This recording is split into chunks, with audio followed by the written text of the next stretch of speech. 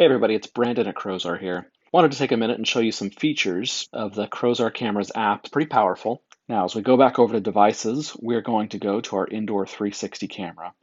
And one of the first things that you'll notice, if you hold down on any of the cameras, it pops up the submenu. You can easily share the camera feed from here, or you can get into motion settings, the alerts, the settings. If you want to delete it from your account, you can do that as well.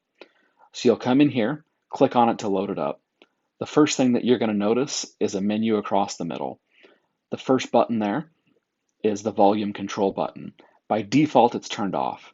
If you want to be able to hear what's going on at your camera, you hit that button and that turns the audio feed on. The next option over is your high def recording versus standard definition. If your internet connection was really slow and you wanted a lower quality of video, that's where you could make that change. The middle one changes the aspect ratio of your video. For instance, if you wanted to come and see a 1:1, there's a few different options there. Now this is where you can come, the fourth section over, the video camera, you can actually manually record a clip. You click that and you need to let it record for at least 4 seconds.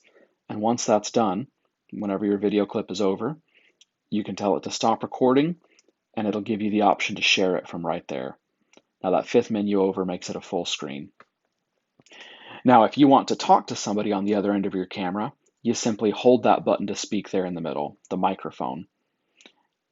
On the left side, under View Events, again, each of the events is saved under a video or a photo. So you can come in here, along this middle menu, you can actually search by time of day to come and search through the video clips that you've taken. If you want to tell it to only look for alarm-triggered events or motion-triggered events, those two orange boxes on the bottom left is where you can do that search.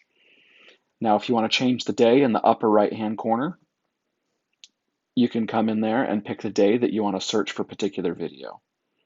You scroll through the time, you scroll through the date, and you also have the ability to select what type of video event you want to view. Now, that's all found under the View Events tab. If you want to take a snapshot of the screen, a picture of the screen, you hit that snapshot button and it takes the picture.